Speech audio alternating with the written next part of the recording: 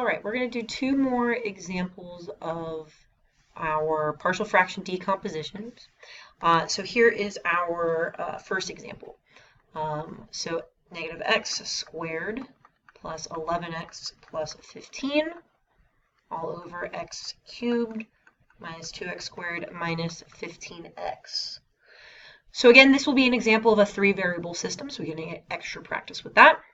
So the first thing that I want to do is I want to factor out our GCF if we have one, which we do, and then I want to factor it. So again, the factors that are going to go into negative 15 and negative 2 are 5 and 3. If we make 5 negative, that will work out. So x squared is 5x, 3x, negative 15. So we have x plus 3 minus 5. So it's perfect. So what do we have? So this is going to turn to negative 6x squared plus 11x plus 15 all over x. Minus 5. And then x plus 3. So notice this time I have 3 factors. So I need to have 3 fractions over here. So the first one will be an x. The second one will be an x minus 5. And then the third one will be an x plus 3. And then this will be a, b, and c. So here is our example of how that's going to work. I'm going to go ahead, I'm going to multiply by our lowest common denominator, which is x minus 5, x plus 3, to both sides. So x minus 5, x plus 3. So basically everything always goes away over there. So let me go back to this. So negative 6x squared plus 11x plus 15 is equal to, so the x and the x will cancel out. So a, and I'll be left with x minus 5, x plus 3.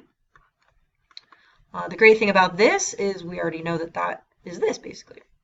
So then this will be b, this will cancel out, so bx, and then x plus 3, and then finally cx, and then x minus 5.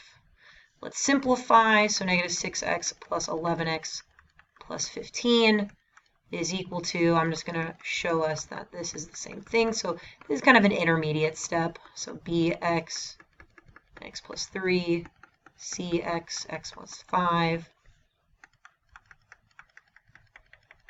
So we simplify it. So ax squared minus 2ax minus 15a, and then plus bx squared plus 3bx, and then cx squared minus 5cx. Woo, a lot of stuff. So first equation is with our x squareds. So again, I just want my coefficient. So negative 6a plus b plus c. Now I'll deal with my x's. So 11 is equal to negative 2a plus 3b, oh, I forgot to underline that one, minus 5c. And last but not least, we'll do this guy, and there's only one of them, which is nice. So 15 is equal to negative 15a. So again, 1, 2, 3 equations, because we have 3 variables. I think the easiest equation to solve for is the first one. So that's the great thing about these these partial fraction decompositions, 3 variables. One of the equations should be super easy. So I'll solve for the first one. So divide both sides by 15. So a should equal negative 1. Once a is equal to negative 1, I can plug it back into either equation, kind of solve for, and then solve for my b and my c.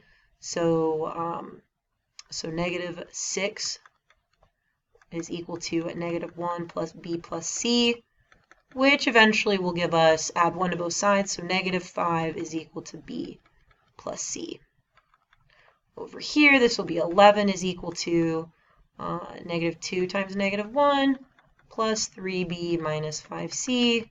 That gives you a positive 2, so subtract So 9 is equal to 3b minus 5c. So whatever equations you want to use, it is up to you. So I'm going to write the equations a little bit neater over here. So we said negative 5 is equal to b plus c, and 9 is equal to 3b minus 5c. I'm going to go ahead, I'm going to eliminate my c's. So I'm going to multiply this guy by 5. I'll multiply this guy by 5.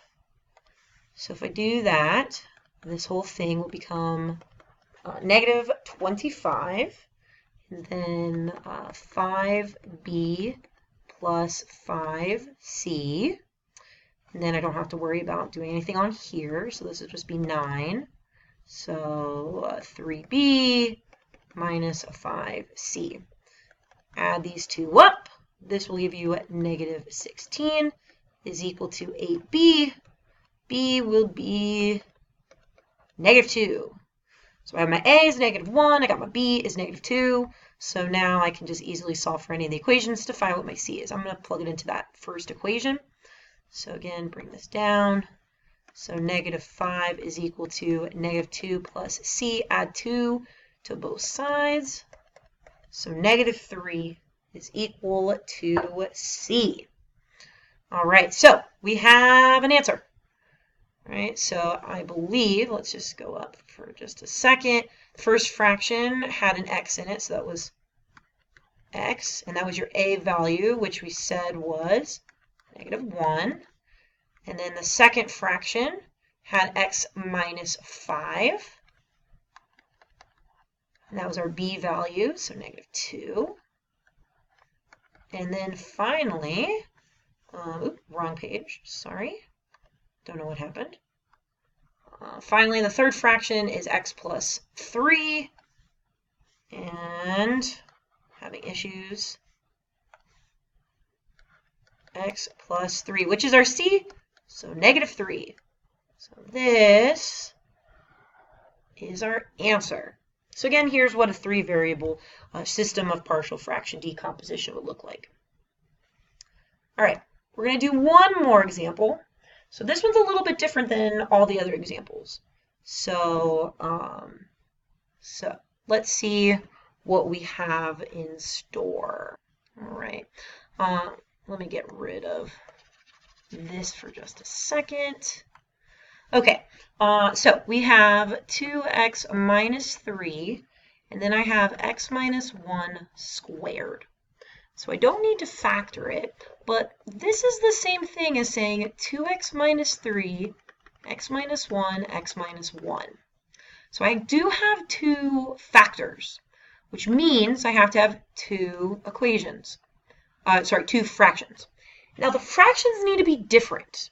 So I cannot just put this as x minus 1 and this is x minus 1 so don't do this. So big ol' don't do. Because then there's no work involved. So we need to make them different. So what could I do? So 2x minus 3, x minus 1, x minus 1. So again, two fractions. So I know that my highest degree is a power of 2. So that must mean that I need to have a squared.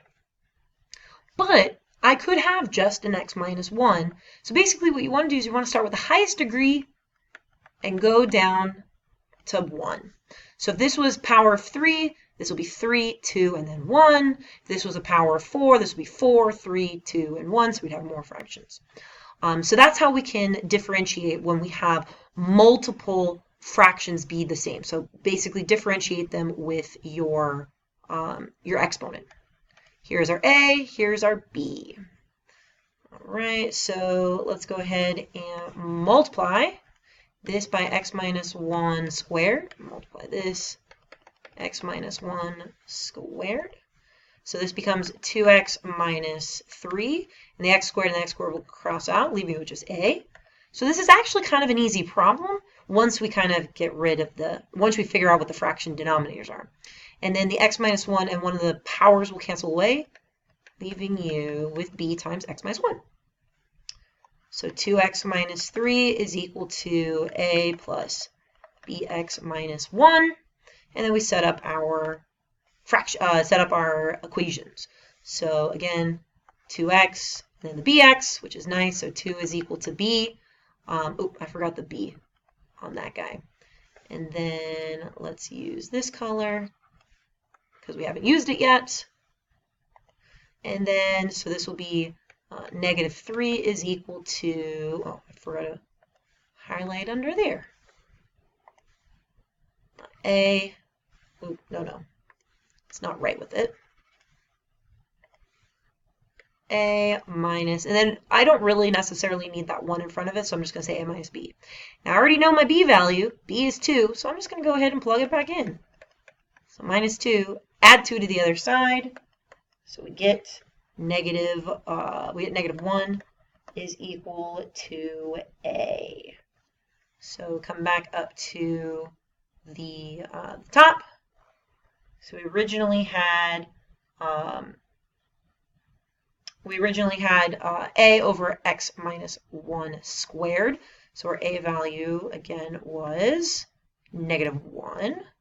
So, negative 1 over x minus 1 squared. And then our B, which was 2, was over the x minus 1. And there we go. There we have our answer. The only thing that I didn't show you in this example is what happens if you didn't have, say we didn't have a number over here. So for instance, I'm just going to make something up. Let's pretend that it was just, 2x is equal to, ax plus a plus, I don't know, b. So if I wanted to set up my equation, right, notice that I have x's here, right? So I'll be able to say, 2 is equal to a, which is nice. But notice that I don't have a number, right? So it's almost as if, there was a plus 0. So anytime you're missing whatever you need, it could be a plus 0, it could be a plus 0x squared. That's not going to change our problem, right? So if it was plus 0, right, we don't really need this. It would just be 0 is equal to a plus b, right? This was a poor example because our b value would equal 0. Our a and our b are not going to equal 0, but I just wanted to show you kind of what you would do. So you can set up your equation equal to 0. So that is partial fraction decomposition.